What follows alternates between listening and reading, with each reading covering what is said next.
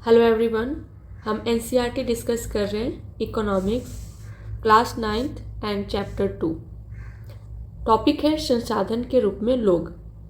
अगर आप UPSC, state PCS या अदर कोई कॉम्पिटिटिव एग्जाम की तैयारी कर रहे हैं तो उसके पॉइंट ऑफ व्यू से ये सेशन आपके लिए बहुत ही ज़्यादा इम्पॉर्टेंट है।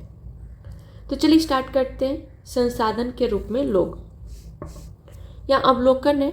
संसाधन के रूप में लोग अध्याय जनसंख्या की अर्थव्यवस्था पर दायित्व से अधिक परिसंपत्ति के रूप में व्याख्या करने का प्रयास है।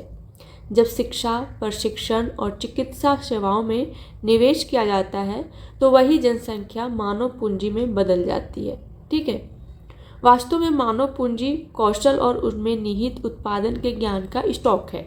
तो मानव पूंजी कैसे होगा? जब मानव संसाधन के रूप में काम एक उपयोगी साबित होगा। कैसे उपयोगी होगा? जब वो शिक्षित होगा, प्रशिक्षण, उसके बाद कुछ कौशल होगा, ठीक है, या अलग सेवाएं जैसे हो, चिकित्सा सेवाएं हो, तो वो मानव पूंजी हो जाएगा।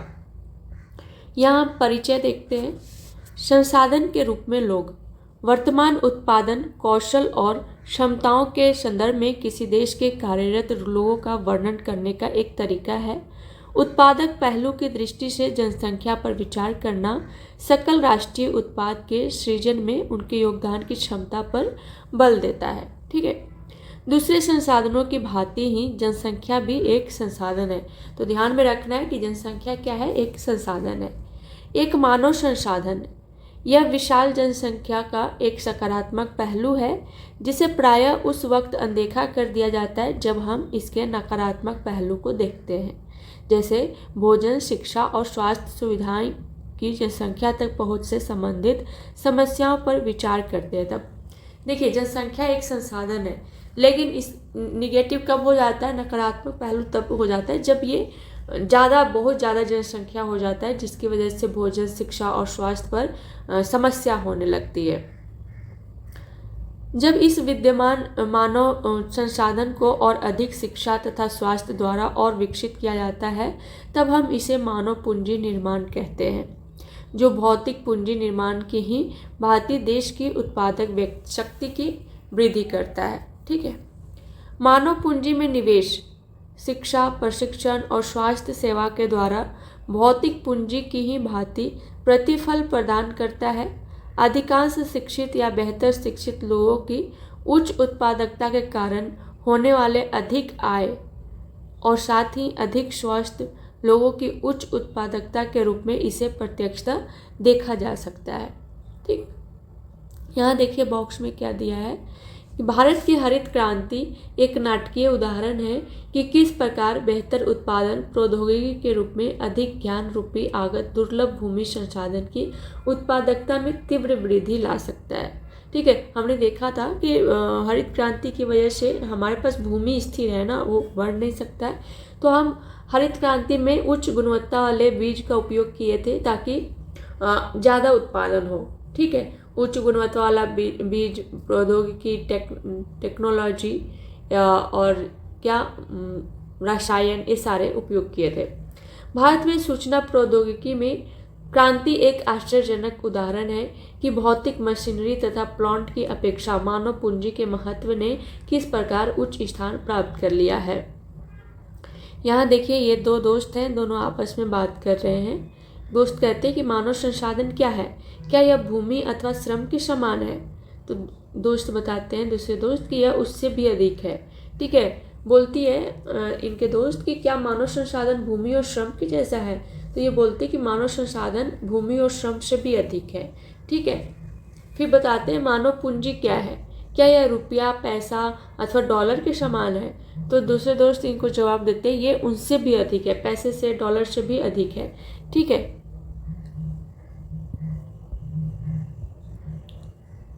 यहाँ देखिए, आपको इस चित्र में दिखाया गया है मानव पूंजी।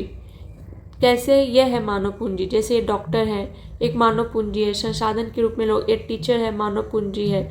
ठीक है। ये दर्जी कपड़े सिल रहे हैं, मानव पूंजी है, मानव पूंजी है। तो सारे अपने अपने काम कर रहे हैं, इस तरीके से ये मानव पूंजी है। यहाँ जो चित्र में देखे, चित्र 2.1 में हमने देखा, देखकर क्या आप बता सकते हैं कि डॉक्टर, अध्यापक, इंजीनियर तथा दर्जी अर्थव्यवस्था के लिए किस प्रकार परिसंपत्ति है? यहाँ देखिए, उच्च आय न केवल अधिक शिक्षित और अधिक स्वस्थ लोगों को लाभ होता है, ठीक है, बल्कि समाज को भी अप्रत्यक्ष तरीकों से लाभ होता है, क्योंकि अधिक शिक्षित या अधिक स्वस्थ जनसंख्या का लाभ उन लोगों तक भी पहुंचता है जो स्वयं प्रत्यक्ष रूप से उससे शिक्षित नहीं है या उतनी स्वास्थ्य सेवाएं उन्हें प्रदान नहीं की गई है।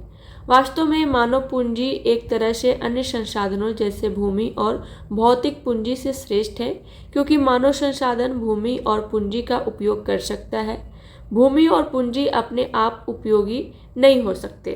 ठीक, अनेक दशकों से भारत में विशाल जनसंख्या को एक परिसंपत्ति की अपेक्षा एक दायित्व माना जाता रहा है, लेकिन यह आवश्यक नहीं है कि एक विशाल जनसंख्या देश के लिए दायित्व ही हो। मानव पूंजी में निवेश द्वारा इसे एक उत्पादक परिसंपत्ति में बदला जा सकता है।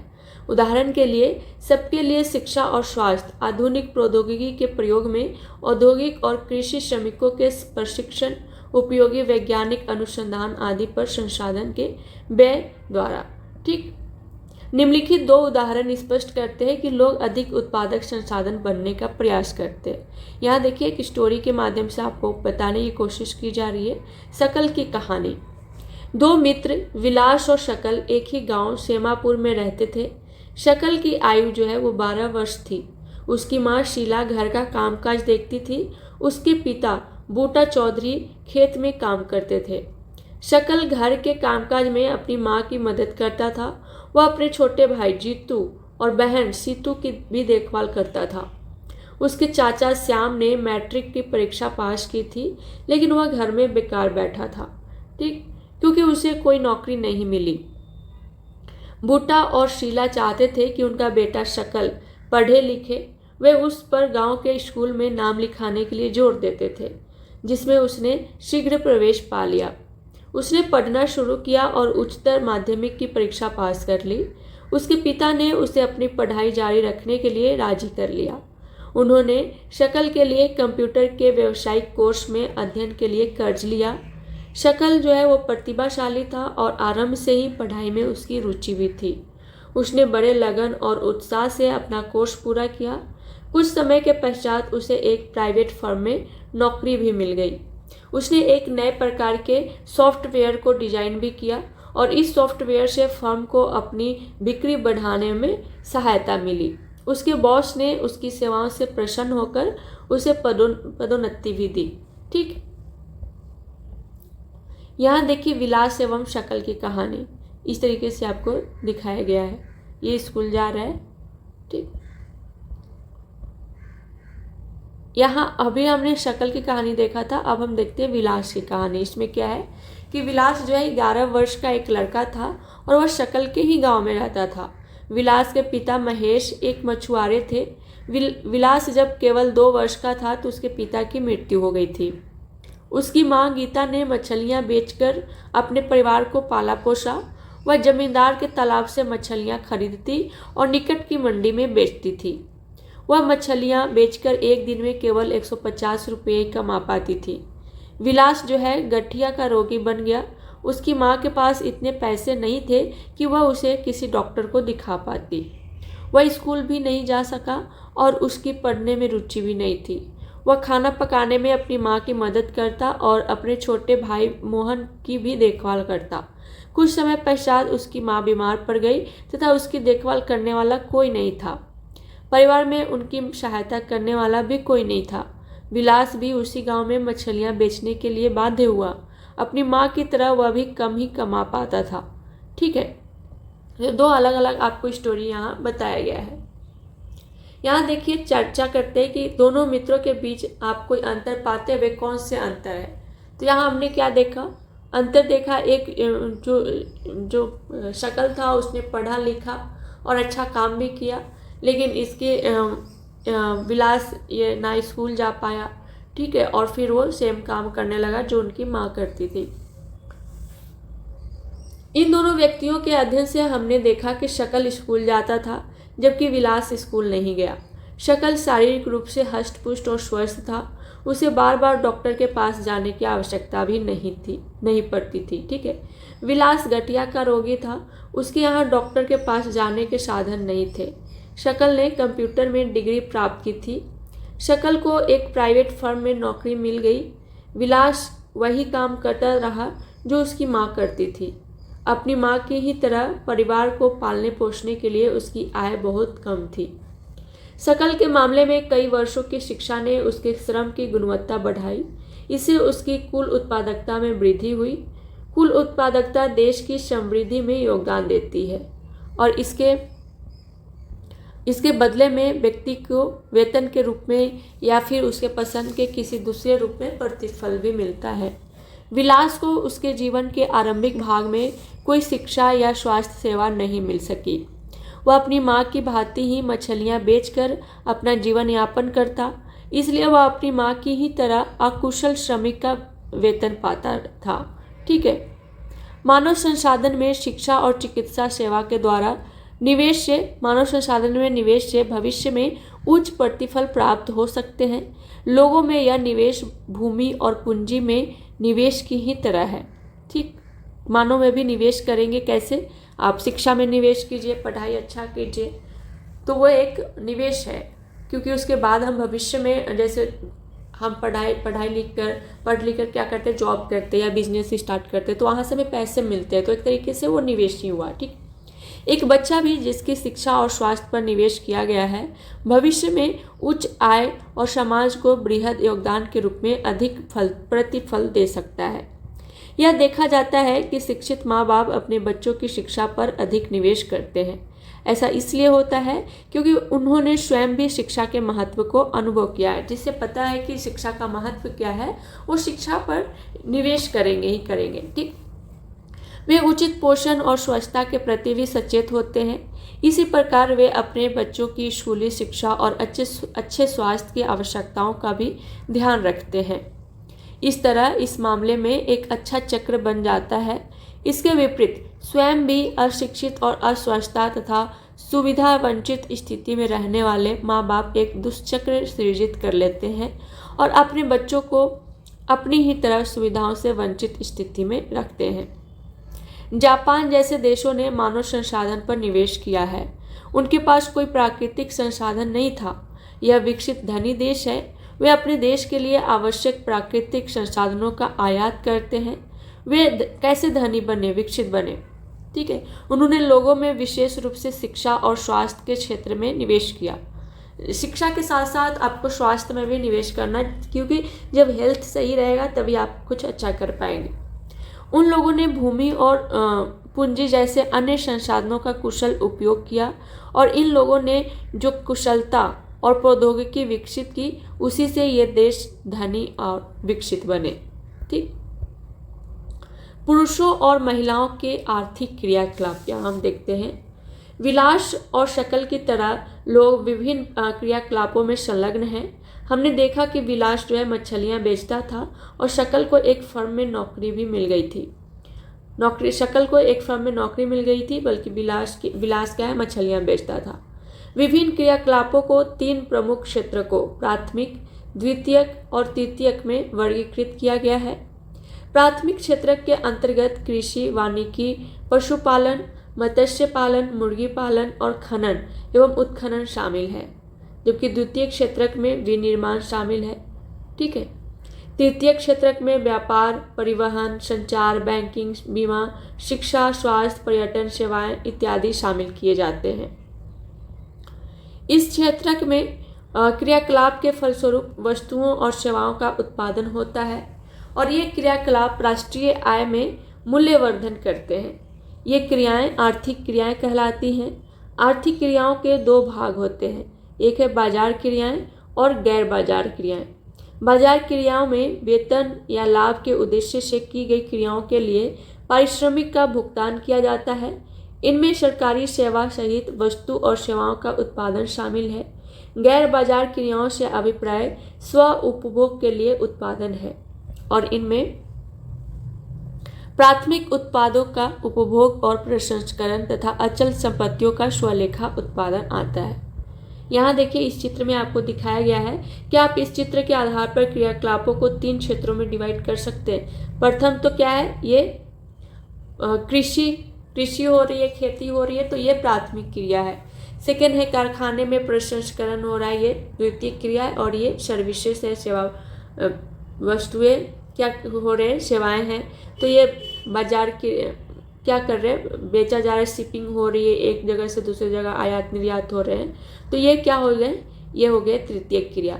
अभी हमने देखा संचार, शिक्षा, बीमा, बैंकिंग, स्वास्थ्य, पर्यटन सेवाएं, परिवहन, ये सारे क्या हैं, तृतीय क्रिया है। तो इसको ध्यान में रखिएगा, एग्जाम में यहाँ से भी क्वेश्चन पूछे जाते हैं।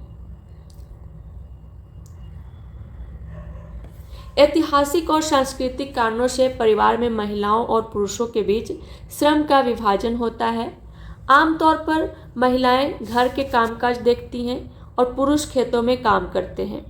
शकल की माँ शीला खाना पकाती हैं और बर्तन साफ करती हैं, कपड़े धोती हैं, घर की सफाई करती हैं और अपने बच्चों की देखभाल करती हैं। शकल के पिताजी बूटा जो है वो खेतों में काम करते हैं, उपज को बाजार में बेचते हैं और परिवार के लिए धन कमाते हैं। शीला परिवार के पालन पोषण के लिए जो सेवाएं प्रदान करती हैं उसके लिए उसे कोई भुगतान नहीं किया जाता है। ठीक है, यहाँ ध्यान में रखिए कि उसके लिए उसको कोई भुगतान, पैसे नहीं मिलते हैं। बूटा धन कमाता है जिसे वह परिवार के पालन पोषण पर खर्च करता है। परिवार के लिए दी गई सेवाओं के बदले महिलाओं को भुगतान नहीं किया जाता है, उनकी सेवाओं को राष्ट्रीय आय में नहीं जोड़ा जाता है। तो इसको भी ध्यान में रखना है कि महिला जो घर में काम करती हैं, ठीक है, खाना बनाना, घर की सफाई करना, कपड़े धुलना, बच्चों का देखभाल करना, तो इसके लिए उनको पैसे नहीं दिए जाते हैं और इन सेवाओं को राष्ट्रीय आय में भी नहीं जोड़ा जाता है। विलास की माँ जो गीता जो है वो मछली बेचकर आय कमाती थी और इस तरह महिलाओं को उनकी सेवाओं के लिए तब भुगतान किया जाता है जब वे श्रम बाजार में प्रवेश करती हैं। उनके पुरुष सहयोगी की ही तरह उनकी आय जो है, उनकी शिक्षा और कौशल के आधार पर निर्धारित की जाती है। शिक्षा व्यक्ति के उपलब्ध आर्थिक अवसरों के बेहतर उपयोग में सहायता करती है। शिक्षा और कौशल बाजार में किसी व्यक्ति की आय के प्रमुख निर्धारक है। अधिकांश महिलाओं के पास बहुत कम शिक्षा और निम्न कौशल स्तर है। पुरुषों की अपेक्षा महिलाओं को कम पारिश्रमिक दिया जाता है। अधिकतर महिलाएं वहां काम करती हैं जहां नौकरी की सुरक्षा नहीं होती तथा कानूनी सुरक्षा का अभाव है। अनियमित रोजगार और निम्न आय इस क्षेत्र की विशेषताएं हैं। इस क्षेत्र में प्रसूति अवकाश, शिशु देखभाल और अन्य सामाजिक सुरक्षा तंत्र जैसी सुविधाएं उपलब्ध नहीं होती। तथापि उच्च शिक्षा और उच्च कौशल वाली महिलाओं को पुरुषों के बराबर वेतन मिलता है। संगठित क्षेत्र में शिक्षण और चिकित्सा उन्हें सबसे अधिक आकर्षित करते हैं। कुछ महिलाओं ने सामान्य नौकरियों के अलावा प्रशासनिक और अन्य सेवाओं में प्रवेश भी किया है, जिनमें वैज्ञानिक और प्रौद्योगिकी सेवा के उच्च स्तर की आवश्यकता पड़ती है। अपनी बहन या साथ पढ़ रही किसी सहपाठी से पूछे कि वह क्या करना चाहती है। ठीक है, आप भी कमेंट बॉक्स में बता सकते हैं कि आप क्या करना चाहते हैं। नेक्स्ट है जनसंख्या की गुणवत्ता, इसके बारे में जानेंगे। ठीक, जनसंख्या की गुणवत्ता जो है वो साक्षरता दर, जीवन प्रत्याशा से निरूपित व्यक्तियों के स्वास्थ्य और देश के लोगों द्वारा प्राप्त कौशल निर्माण पर निर्भर करती है। जनसंख्या की गुणवत्ता अंततः देश की समृद्धि दर निर्धारित करती है। साक्षर और स्वस्थ जनसंख्या परिसंपत्तियां होती है। तो जनसंख्या की गुणवत्ता किस पर डिपेंड करता है कि कितना साक्षर है, साक्षरता दर अच्छी है, ठीक है, लिविंग स्टैंडर्ड अच्छा है, जीवन प्रत्याशा सही है, तो वो जनसंख्या अच्छी है। लेकिन जहाँ एजुकेशन नहीं है, स्वास्थ्य अच्छा नहीं है, हेल्थ अच्छा नहीं है, तो वो जनसंख्या क्या हो जाएगी, हमारे लिए गुणवत्ता नहीं है वो जनसंख्या। शिक्षा, इसके बारे में देखते हैं। अपने जीवन के आरंभिक वर्षों को शकल की शिक्षा के बाद के वर्षों में अच्छी नौकरी और अच्छे वेतन के रूप में उसे फल दिया। शिक्षा लेने के बाद ही तो अच्छा वेतन पा रहा है, ठीक है, अच्छी नौकरी मिला। हमने देखा कि शकल के विकास के लिए शिक्षा एक महत्वपूर्ण आगत था। इसने उसके लिए नए क्षितिज खोले, नई आकांक्षाएं दी और जीवन के मूल्य विकसित किए। न केवल शकल के लिए बल्कि समाज के विकास में भी शिक्षा का योगदान है। यह राष्ट्रीय आय और सांस्कृतिक समृद्धि में वृद्धि करती है और प्रशासन की कार्यक्षमता भी बढ़ाती है। ठीक है, यहाँ देखिए विद्यालय के छात्र छात्र आपको चित्र में दिखाया गया है।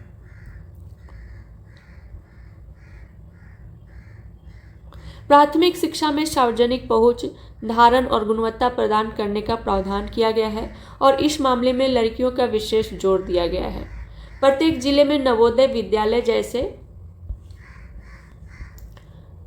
प्रगति निर्धारक विद्यालयों की स्थापना की गई है। बड़ी संख्या में हाई स्कूल के विद्यार्थियों को ज्ञान और कौशल से संबंधित व्यवसाय उपलब्ध कराने के लिए व्यावसायिक शाखाएं विकसित की गई है। शिक्षा परियोजना परिव्यय पहली पंचवर्षीय योजना के 151 करोड़ रुपये से बढ़कर 2020-21 में 99,300 करोड़ रुपये हो गया है। ठीक है, तो शिक्षा पर निवेश अच्छा खासा हो रहा है। सकल घरेलू उत्पाद के प्रतिशत के रूप में शिक्षा पर व्यय 1951-52 के 0.64% से बढ़कर 2019-20 में 3.1% बजटीय अनुमान हो गया है। इसके बाद केंद्रीय एवं राज्य सरकार के दस्तावेज के द्वारा यह बजटीय अनुमान 2020-21 में घटकर 2.8% बताया गया है और इससे साक्षरता दर 1951 के 18% से बढ़कर 2018 में 85% हो गई है। साक्षरता जो है प्रत्येक नागरिक का न केवल अधिकार है बल्कि यह नागरिकों द्वारा अपने कर्तव्यों का ठीक प्रकार से पालन करने तथा अपने अधिकारों का ठीक प्रकार से लाभ उठाने के लिए अनिवार्य भी है। तथापि जनसंख्या के विभिन्न भागों के बीच व्यापक अंतर पाया जाता है। महिलाओं की अपेक्षा पुरुषों में साक्षरता दर करीब 16% अधिक है और ग्रामीण क्षेत्रों की अपेक्षा नगरीय क्षेत्रों में साक्षरता दर जो करीब 14.2% अधिक है। ठीक है, वर्ष 2011 केरल के कुछ जिलों में साक्षरता दर 94% है जबकि बिहार में 62%। वर्ष 2019-20 प्राथमिक स्कूल प्रणाली भारत के 7,78,842 लाख से भी अधिक गांवों में फैली है। दुर्भाग्यवश स्कूल शिक्षा के इस विस्तार को शिक्षा के निम्न स्तर और पढ़ाई बीच में छोड़ने की उच्च दर ने कमज़ोर किया। मतलब पढ़ाई कुछ लोग बीच में ही छोड़ देते हैं या शिक्षा का निम्न स्तर भी है। समग्र शिक्षा या स्कूली शिक्षा क्षेत्र के लिए एक महत्वपूर्ण कदम है जिसका विस्तार प्री स्कूल से कक्षा 12 तक है, जिसका व्यापक लक्ष्य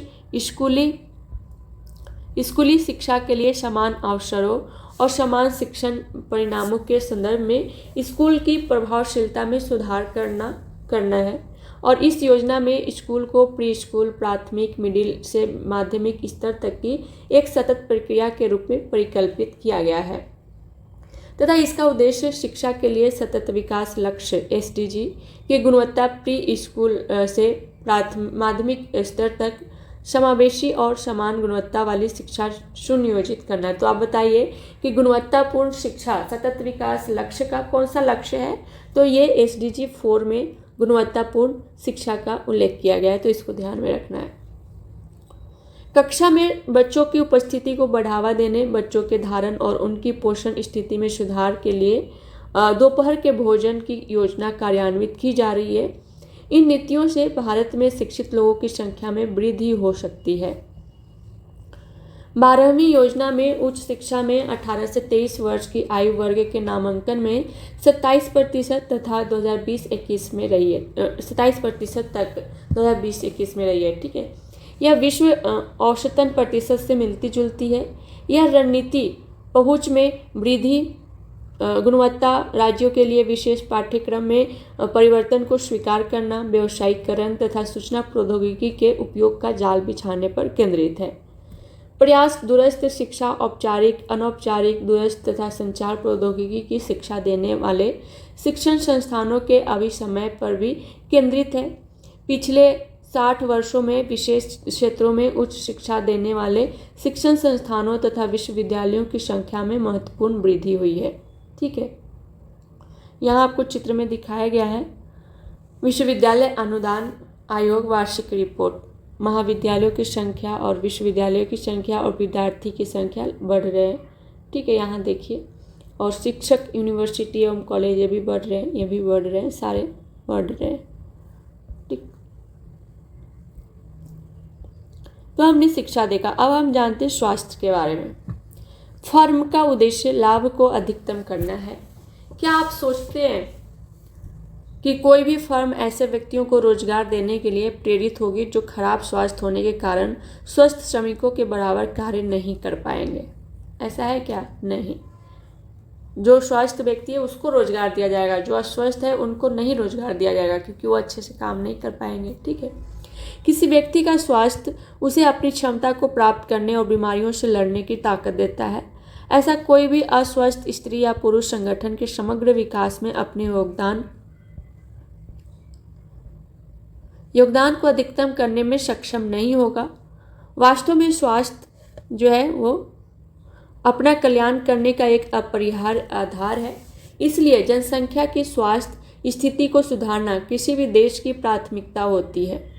हमारी राष्ट्रीय नीति का लक्ष्य भी जनसंख्या के अल्प सुविधा प्राप्त वर्गों पर विशेष ध्यान देते हुए स्वास्थ्य सेवाओं, परिवार कल्याण और पौष्टिक सेवा तक इनकी पहुंच को बेहतर बनाना है। पिछले 5 दशकों में भारत ने सरकारी और निजी क्षेत्रों में प्राथमिक, द्वितीयक तथा तृतीयक सेवाओं के लिए अपेक्षित एक विस्तृत स्वास्थ्य आधारित संरचना और जनशक्ति का निर्माण किया है। यहाँ देखिए, इन उपायों को अपनाने से जीवन प्रत्याशा बढ़कर वर्ष 2016 में 69.4 वर्ष अधिक हो गई है। तो ये पुराना डेटा है। हम नया डेटा जो करेंट अफेयर का डेटा है वहाँ से एग्जाम में पूछे जाएंगे, इसको भी एक बार देख लेते हैं। शिशु मृत्यु दर 1951 के 147 से घटकर 2020 में 28 पर आ गई है, और इसी अवधि में अशोधित जन्म दर जो है वो 20.0 2018 और मृत्यु दर 6 2018 पर आ गई है। जीवन प्रत्याशा में वृद्धि और शिशु देखभाल में सुधार देश के आत्मविश्वास को भावी प्रगति के साथ आंकने के लिए उपयोगी है। आयु में वृद्धि आत्मविश्वास के साथ जीवन की उत्तम गुणवत्ता का सूचक है। शिशुओं की संक्रमण से रक्षा तथा माताओं के साथ बच्चों की देखभाल और पोषण सुनिश्चित करने से शिशु मृत्यु दर जो है वो घटती है। ठीक।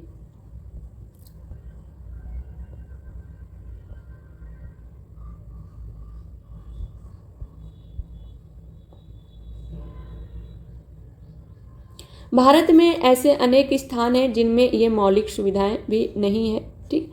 भारत में कुल 542 मेडिकल कॉलेज हैं और 313 डेंटल कॉलेज हैं। केवल 4 राज्य जैसे आंध्र प्रदेश, कर्नाटक, महाराष्ट्र एवं तमिलनाडु में कुल राज्यों से अधिक मेडिकल कॉलेज हैं। अब हम जानेंगे बेरोजगारी के बारे में। ठीक है। शकल की माँ शीला अपने घरेलू कामकाज और बच्चों की देखभाल तथा खेती के काम में अपने पति बूटा की मदद करती है। शकल का भाई जीतू और बहन सीतू अपना समय खेलने और घूमने फिरने में गुजारते थे। क्या आप शीला या जीतू या सीतू को बेरोजगार कह सकते हैं? यदि नहीं तो क्यों? ठीक है, देखते। बेरोजगारी उस समय विद्यमान कही जाती है जब प्रचलित मजदूरी की दर पर काम करने के लिए इच्छुक लोग रोजगार नहीं पा सके। तो यहाँ से ध्यान में रखना है, ये इम्पोर्टेंट हो जाता है आपके एग्जाम के पॉइंट ऑफ व्यू से कि बेरोजगारी क्या होता है। अगर आपसे पूछा जाए कि बेरोजगार किसको हम कहेंगे, तो बेरोजगार हम कहेंगे कि जब उस समय विद्यमान जो मजदूरी की दर पर काम करने के लिए जो इच्छा है, जिनको काम करने के लिए जो काम करना चाहते हैं उनको रोजगार नहीं मिल पा रहा है, तब हम उनको बेरोजगारी कहेंगे।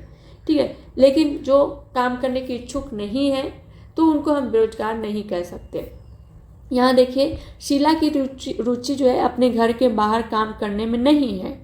ठीक है। जीतू और सीतू बहुत छोटे हैं और उनकी गिनती श्रम शक्ति की जनसंख्या में नहीं हो सकती, और न ही जीतू, सीतू और शीला को बेरोजगार कहा जा सकता। ठीक।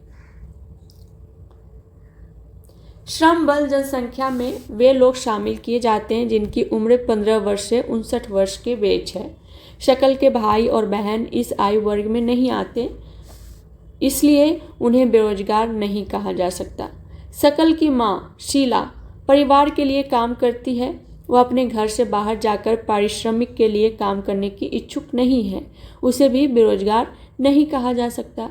शकल के दादा दादी और नाना नानी, जिनका यद्यपि इस कहानी में वर्णन नहीं है, उन्हें भी बेरोजगार नहीं कहा जा सकता। ठीक। भारत के संदर्भ में ग्रामीण और नगरीय क्षेत्रों में बेरोजगारी है, तथापि ग्रामीण और नगरीय क्षेत्रों में बेरोजगारी की प्रकृति में अंतर है। ग्रामीण क्षेत्रों में मौसमी और प्रच्छन्न बेरोजगारी है, जबकि नगरीय क्षेत्रों में अधिकांशतः शिक्षित बेरोजगारी है। ठीक है, अब हम जानेंगे मौसमी बेरोजगारी क्या होता है। तो मौसमी बेरोजगारी तब होती है जब लोग वर्ष के कुछ महीनों में रोजगार प्राप्त नहीं कर पाते हैं। जैसे कृषि पर आश्रित लोग आमतौर पर इस तरह की समस्या से जूझते हैं। वर्ष में कुछ व्यस्त मौसम होते हैं जब बुआई, कटाई, निराई और गहाई होती है, तो उस टाइम तो उनको काम मिलता है, लेकिन जब ये सब नहीं होते तो उस टाइम उनको काम नहीं मिलता है, तो इस तरीके से वो बेरोजगार होते हैं। इसको हम मौसमी बेरोजगार कहेंगे। ठीक है, कुछ विशेष महीनों में कृषि पर आश्रित लोगों को अधिक काम नहीं मिल पाता है। नेक्स्ट है प्रच्छन्न बेरोजगारी। क्या होता है? प्रच्छन्न बेरोजगारी के अंतर्गत लोग नियोजित प्रतीत होते हैं। उनके पास भूखंड होता है जहां उन्हें काम मिलता है। ऐसा प्रायः कृषिगत काम में लगे परिजनों में होता है। किसी काम में 5 लोगों की आवश्यकता होती है, लेकिन उसमें 8 लोग लगे होते हैं। ठीक है, और इनमें 3 लोग अतिरिक्त हैं। ये तीनों इसी खेत पर काम करते हैं जिस पर 5 लोग काम करते हैं। इन तीनों द्वारा किया गया अंशदान 5 लोगों द्वारा किए गए योगदान में कोई बढ़ोतरी नहीं करता। अगर 3 लोगों को हटा दिया जाए तो खेत की उत्पादकता में कोई कमी नहीं आएगी। खेत में 5 लोगों के काम की आवश्यकता है और 3 अतिरिक्त लोग प्रच्छन्न रूप से बेरोजगार होते हैं। तो यहाँ हमने क्या देखा? प्रच्छन्न बेरोजगारी किसको कहते हैं कि जहाँ मतलब उनका ज़रूरत नहीं है, वहाँ भी जैसे कहीं भी काम है, जो काम है वो 5 लोगों के लिए है, लेकिन हम वहाँ 8 लोग लगा रहे हैं, तो वो 3 लोग जो है वो नहीं भी रहेंगे तो काम पूरा हो जाएगा, क्योंकि वो काम 5 लोगों का ही है। तो इस तरीके से इसे हम प्रच्छन्न बेरोजगारी कहेंगे। ठीक है, शहरी क्षेत्रों के मामले में शिक्षित बेरोजगारी क्या है? शिक्षित बेरोजगारी एक सामान्य परिघटना बन गई है। मैट्रिक, स्नातक और स्नातकोत्तर डिग्रीधारी अनेक युवक रोजगार पाने में असमर्थ हैं। एक अध्ययन में यह बात सामने आई है कि मैट्रिक की तुलना में स्नातक और स्नातकोत्तर युवकों में बेरोजगारी अधिक तेजी से बढ़ी है। एक विरोधाभासी जनशक्ति स्थिति सामने आई है कि कुछ विशेष श्रेणियों में जनशक्ति के आधिक्य के साथ ही कुछ अन्य श्रेणियों में जनशक्ति की कमी विद्यमान है। एक और तकनीकी अर्हता प्राप्त लोगों के बीच बेरोजगारी है। ठीक है, तो दूसरी ओर आर्थिक समृद्धि के लिए आवश्यक तकनीकी कौशल की कमी है। तो इनको ये बेरोजगार कैसे? इनके पास शिक्षा है लेकिन टेक्नोलॉजी नहीं है या तकनीकी कौशल नहीं है, स्किल की कमी है, जिसकी वजह से ये बेरोजगार हैं। ठीक है, बेरोजगारी से जनशक्ति संसाधन की बर्बादी होती है। युवकों में निराशा और हताशा की भावना होती है। लोगों के पास अपने परिवार का भरण पोषण करने के लिए पर्याप्त मुद्रा नहीं होती।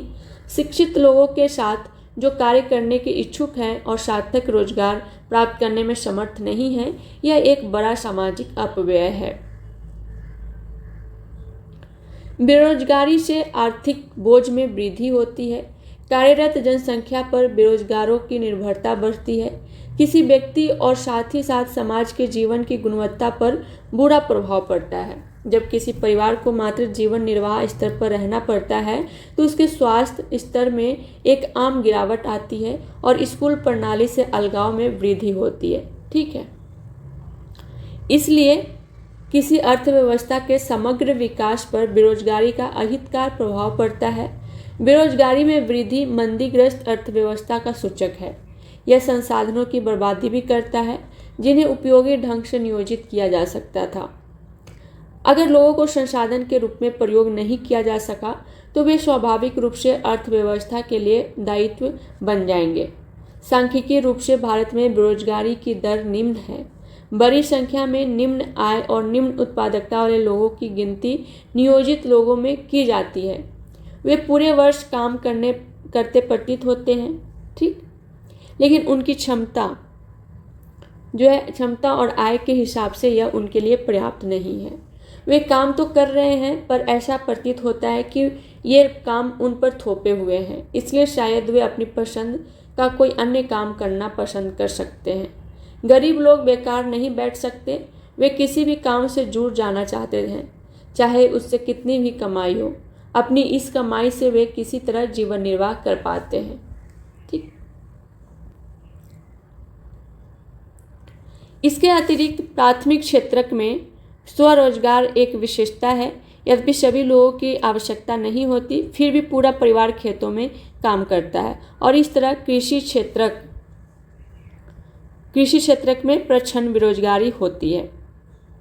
लेकिन जो भी उत्पादन होता है उसमें पूरा परिवार की हिस्सेदारी होती है। खेत के काम में साझेदारी और उत्पादित फसल में हिस्सेदारी की धारणा ग्रामीण क्षेत्रों में बेरोजगारी की कठिनाइयों में कमी लाती है, लेकिन इससे परिवार की गरीबी कम नहीं होती और प्रत्येक परिवार से अधिशेष श्रमिक रोजगार की तलाश में गांवों से शहरों की ओर प्रवास करते हैं।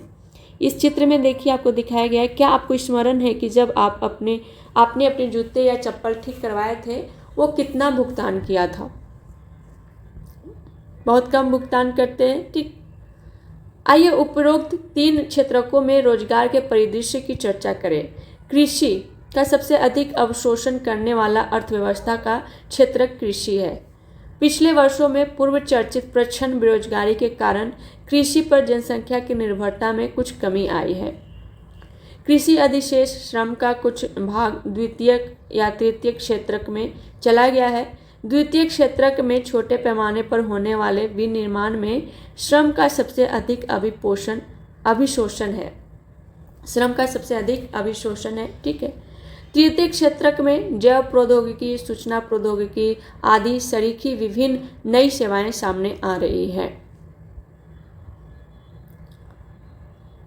आइए यह जानने के लिए एक कहानी पढ़े कि कैसे लोग अपने गांव की अर्थव्यवस्था के लिए परिसंपत्ति बन जाते हैं। देखते हैं, एक स्टोरी आपको बताया गया है। एक गांव की कहानी है। देखते हैं इस गांव में क्या हमें बताने की कोशिश की जा रही है। एक गांव था जिसमें अनेक परिवार रहते थे। प्रत्येक परिवार इतना उपजा लेता था कि उससे उसके सदस्य खा पी सके। परिवार के सदस्य अपने कपड़े बुनते, अपने बच्चों को पढ़ाते और इस तरह प्रत्येक परिवार अपनी आवश्यकताएं स्वयं पूरी कर लेता था। इनमें से एक परिवार ने अपने एक बेटे को कृषि महाविद्यालय में भेजने का फैसला किया। लड़के को निकट के एक कृषि महाविद्यालय में प्रवेश मिल गया। कुछ समय पश्चात वह कृषि इंजीनियरिंग की योग्यता प्राप्त कर गांव वापस लौट आया। वह इतना सृजनात्मक निकला कि उसने एक उन्नत किस्म के हल का नमूना तैयार किया, जिससे गेहूं की उपज में वृद्धि हो गई और इस तरह गांव में एग्रो इंजीनियरिंग का एक नया काम सृजित हुआ। वहीं उसकी पूर्ति हुई। ठीक है।